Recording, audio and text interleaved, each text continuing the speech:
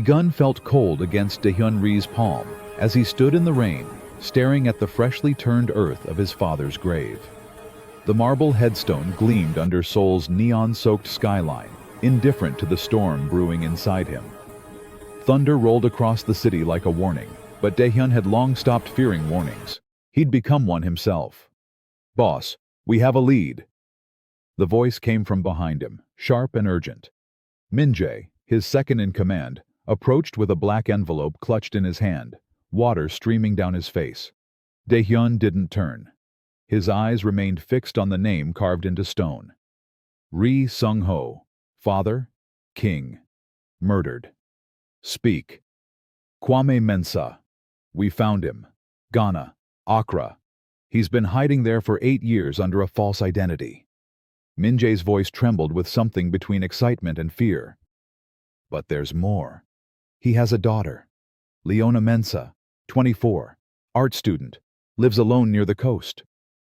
Finally, Daehyun turned. His eyes, dark as the rain-heavy clouds above, locked onto Min-jae's. "Then bring her to me." "Sir, she might not know anything about—" "I don't care what she knows." Daehyun's voice was ice wrapped in silk. "Her father took mine.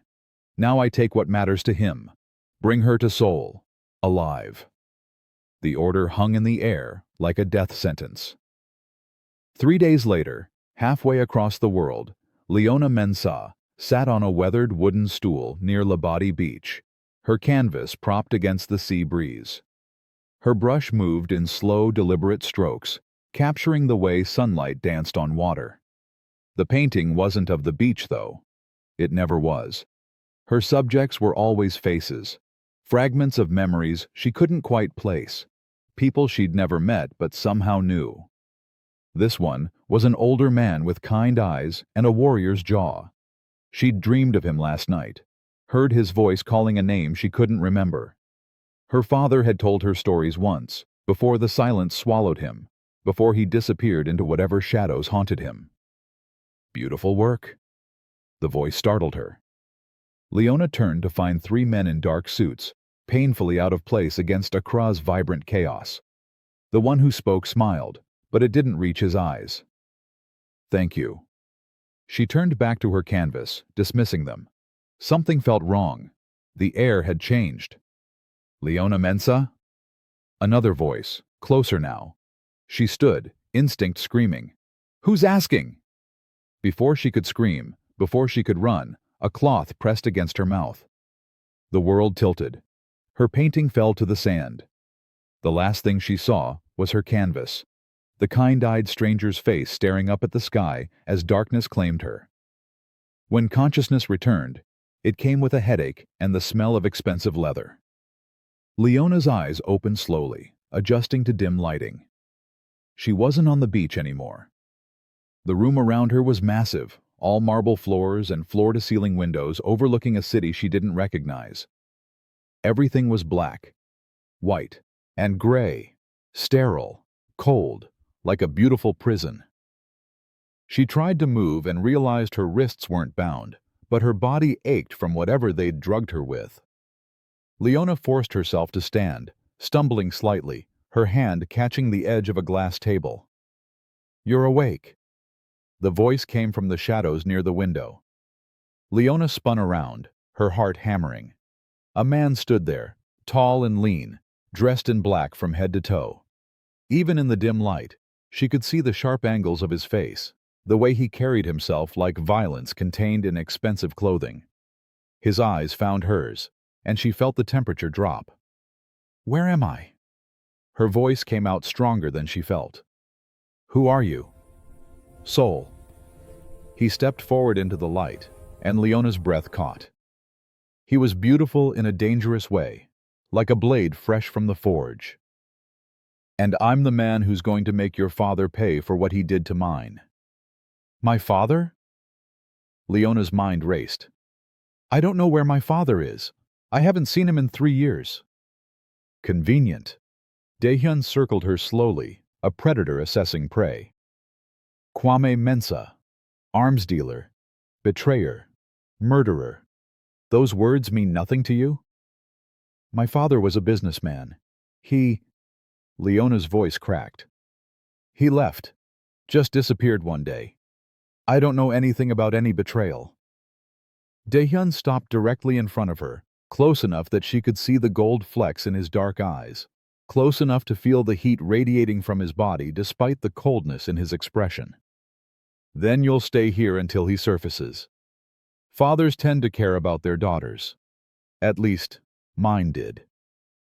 You can't just kidnap me. Leona's fear transformed into fury. She shoved at his chest, surprisingly solid under her palms. I have rights. People will look for me. He caught her wrists easily, his grip firm but not painful. In my world, I am the law, and no one will look for you where I've taken you. He released her suddenly, stepping back. Your room is through that door. Food will be brought.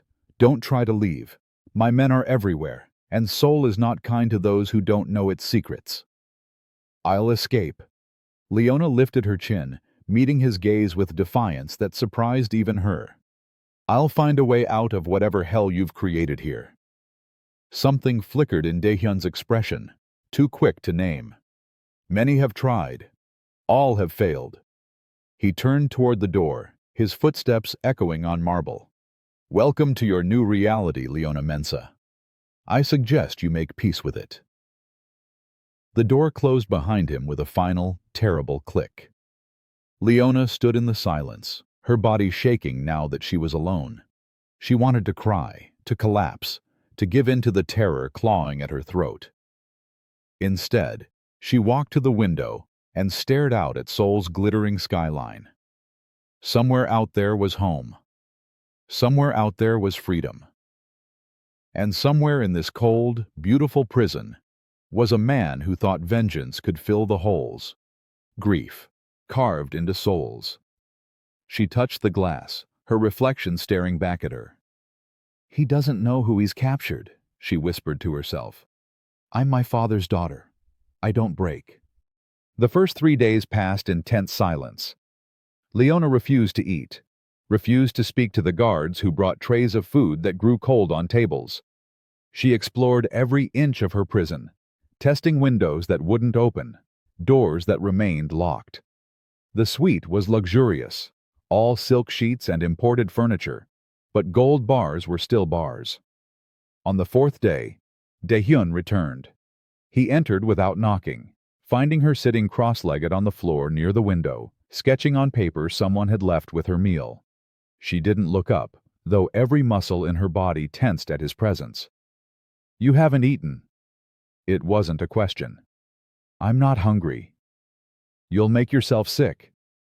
Then I'll die, and you'll have nothing to bargain with. Leona's pencil continued moving across paper. Isn't that how this works? Daehyun moved closer, looking over her shoulder at her sketch. He froze. The drawing was of him, captured in sharp, angry lines, but with something else underneath. Sadness. Loneliness. She'd drawn what he tried to hide. Why did you draw me? His voice had changed, lost some of its edge. Because I draw what I see. Finally, Leona looked up at him. And I see a man drowning in his own rage, wondering if vengeance will teach him how to breathe again. The words hit harder than any physical blow. Daehyun's jaw clenched. You know nothing about me. I know grief. Leona stood, meeting his eyes without flinching. I know what it's like to lose a father. Mine might still be breathing somewhere, but he's been dead to me for years. So don't tell me I don't understand loss. Your father killed mine. Daehyun's voice dropped to something dangerous. He orchestrated an ambush. My father died in my arms, choking on his own blood, whispering my name. Do you understand that kind of loss? No. Leona's voice softened unexpectedly. But I understand what happens when you let it consume you. You become the thing you're fighting against. Silence stretched between them, heavy and strange. Daehyun wanted to be angry, wanted to hate this woman who spoke truth like weapons, but something in her eyes made him pause. She wasn't crying. She wasn't begging. She was simply there, solid and real, reflecting back everything he'd tried to bury. Eat something, he said finally, his tone less commanding. I don't want you dying before your father surfaces. And if he doesn't? Leona asked. What then? Do I spend my life in this beautiful cage while you wait for a ghost? Daehyun had no answer. He left without another word, but her question followed him like a shadow. Days bled into weeks. The dynamic shifted in ways neither of them acknowledged. Daehyun found himself visiting her suite more often, drawn by something he refused to name. Sometimes he'd find her painting, music playing softly from speakers. She'd started painting the city beyond her window, capturing Seoul in colors that shouldn't work together, but somehow did. You make it look warm, he observed one evening, standing behind her as she worked. Seoul isn't warm. Everything is warm if you look at it right. Leona didn't turn, but her brush paused. You just have to find the light. There is no light in my world. Then maybe you're looking in the wrong places.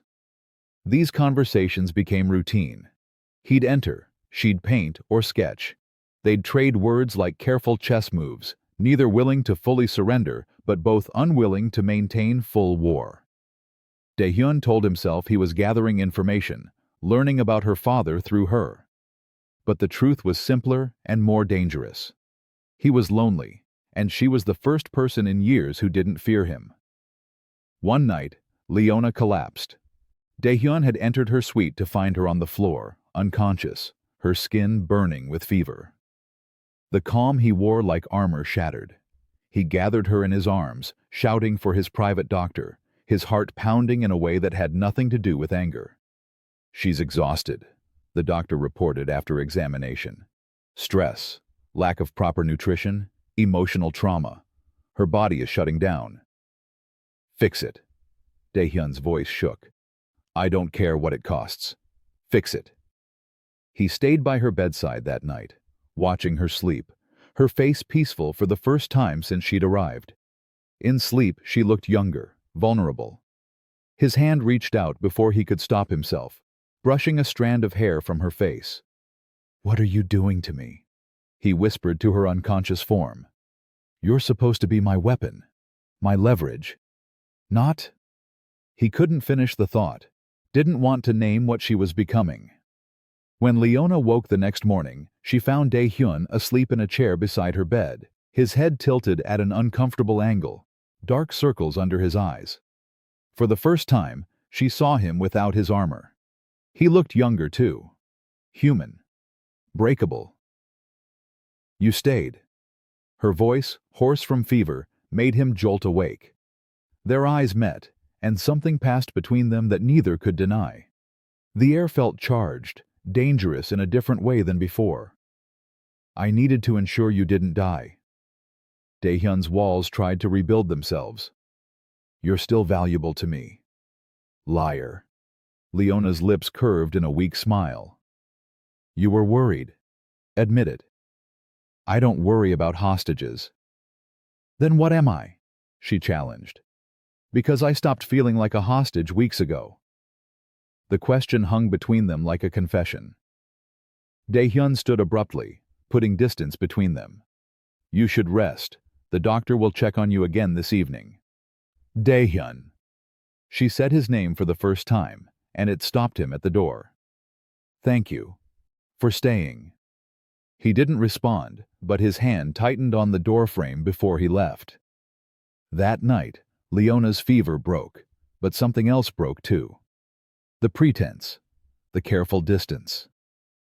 When Daehyun visited the next evening, she was at the piano in the corner of the suite, playing something soft and melancholy. I didn't know you played. He settled into a chair, listening. My mother taught me, before she died. Leona's fingers danced across keys. Music was her language when words failed. My father used to sing. The admission surprised them both. Old Korean folk songs. He had a terrible voice, but he didn't care. He'd sing anyway. Tell me about him. Leona stopped playing, turning to face him. Not the Mafia boss. The father. And in the darkness of that Seoul night, with rain beginning to fall against windows, Daehyun did something he'd never done before. He talked. About fishing trips with his father. About lessons learned in both boardrooms and backrooms. About the night everything changed. When betrayal arrived in the form of an ambush. When blood painted loyalty red. Leona listened without interruption, and when he finished, his voice raw, she spoke quietly. My father changed after my mother died. He became haunted. Sometimes I'd catch him staring at nothing, tears running down his face. He'd say, I'm sorry, over and over, but never explain. Then one day, he was just gone. Maybe he was running from his sins, Daehyun suggested. Maybe he was running from his grief. Leona stood, crossing to where Daehyun sat. Maybe they're the same thing. She was close now, too close. Daehyun could smell her perfume, something floral and foreign that reminded him of places he'd never been. His hand reached up without permission, fingers tracing the line of her jaw. I should hate you, he breathed. I should hate you too, she whispered back. You kidnapped me, imprisoned me, made me a weapon in your war. Then why don't you? Because somewhere between captive and captor, we became something else. Her hand covered his where it rested against her face. Something neither of us expected. The almost kiss was interrupted by Min-jae bursting through the door. Daehyun jerked away from Leona like he'd been burned, his expression snapping back to cold authority. What is it? His voice could cut glass. Boss, you need to see this, now. Min-jae's eyes flickered to Leona, uncertain. It's about Kwame Mensah. Daehyun's jaw clenched. I'll be there. He turned to Leona, something apologetic in his eyes before the shutters came down again. Stay here. But Leona had seen the look Min-jae gave her, the pity mixed with knowledge. Something was wrong. After they left, she waited exactly 3 minutes before slipping out of her suite. She'd learned the guard patterns, knew the blind spots in security. It was time to find answers. The mansion was a maze, but Leona followed her instincts, moving through shadows until she reached what looked like an office. The door was slightly ajar, voices drifting through. Proof that Kwame Mensah wasn't the one who betrayed your father. Min-jae's voice was urgent. Boss, it was your uncle. He framed Mensah to take control of the syndicate. Leona's hand flew to her mouth, stifling a gasp. She pressed herself against the wall, heart pounding. That's impossible. Daehyun's voice sounded hollow. My uncle helped me search for the traitor. He played you. Played everyone. These documents prove it. Kwame Mensah was innocent. He ran because no one would believe him over your uncle's lies. Silence. Then the sound of something shattering. 8 years. Daehyun's voice broke. I've spent 8 years hunting an innocent man. I kidnapped his daughter. Another crash. Where is my uncle now? The estate. Waiting for you, as always. Leona couldn't listen anymore. She stumbled back, her vision blurring with tears. Her father was innocent. All those years of wondering why he'd left, what he'd done, and he'd been innocent. Running, hiding, while she'd been alone. She needed to confront Daehyun, needed answers, Hands grabbed her from behind. Leona tried to scream, but a cloth covered her mouth again. That same sickly sweet smell from the beach. Her last thought before darkness claimed her was of Daehyun's face when he learned the truth.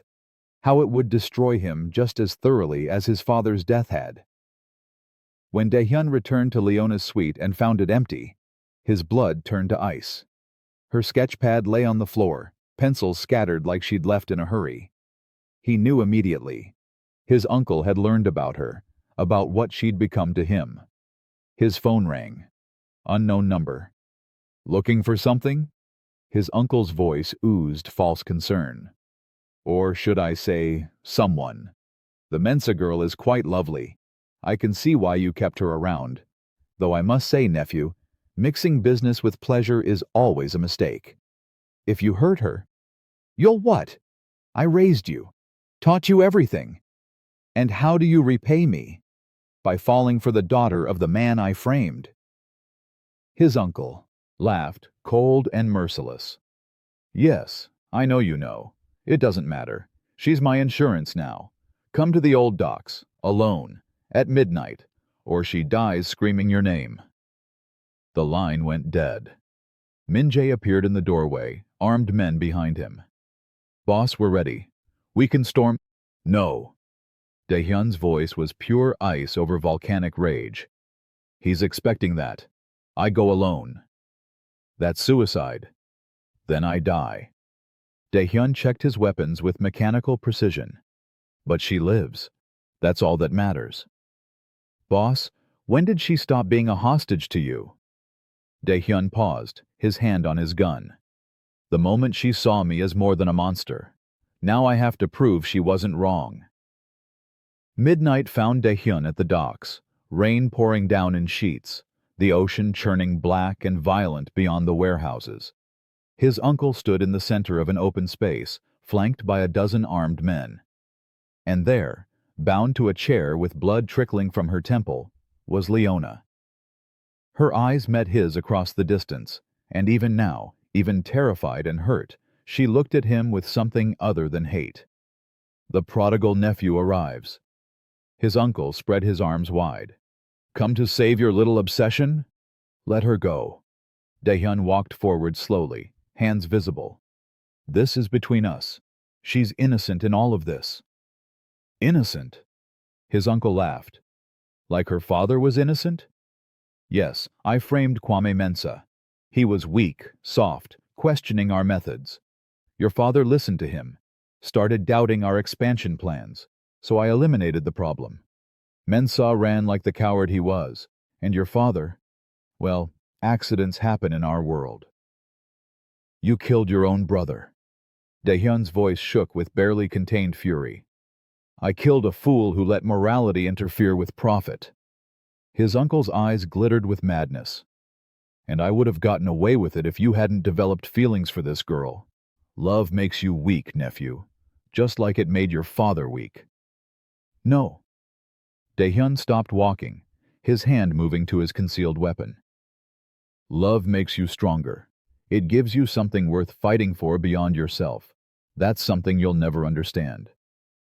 Everything happened at once. Daehyun drew his gun. His uncle's men raised their weapons. But Min-jae and the Rhee soldiers burst through warehouse doors, having followed Daehyun despite his orders. Gunfire erupted. Leona screamed, toppling her chair to get out of the crossfire. Daehyun ran toward her through the chaos, bullets whizzing past. He reached her just as his uncle grabbed her from behind, a knife to her throat. "Drop it!" His uncle's voice rose to a shriek. "Drop your weapon or I cut her open right here!" Daehyun froze, his gun trained on his uncle but unable to shoot without risking Leona. Their eyes met again, and in that moment, entire conversations passed without words. She was telling him to take the shot. He was refusing. "I won't lose you," Daehyun said quietly, his gun lowering. How touching, his uncle pressed the knife closer, drawing a thin line of blood. "But predictable. This is why you never deserve to lead." Leona drove her elbow back with all her strength, catching her captor in the ribs. It wasn't much, but it was enough. The knife moved. Daehyun fired. His uncle dropped, the knife clattering away. Daehyun was at Leona's side instantly, cutting her bonds, pulling her into his arms. "Are you hurt? Did he—" "I'm okay." She was shaking, adrenaline and fear finally catching up. "Daehyun, I heard everything.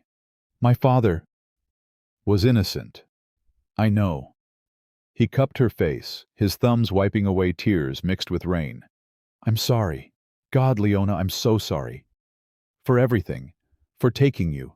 For making you suffer for sins that weren't your father's, for—" She kissed him. In the middle of the chaos, with sirens wailing in the distance and his uncle dying nearby, she pressed her lips to his and poured everything unsaid into that connection. When they finally broke apart, both breathing hard, she rested her forehead against his. "I forgive you," she whispered, because vengeance would have destroyed you completely. But now you have a choice. You can let it go. Police lights flashed in the distance, closing in. Min-jae appeared at Daehyun's side. Urgent. Boss, we need to go. Now. The authorities. Let them come. Daehyun didn't move from Leona's side. I'm done running. Done hiding behind vengeance.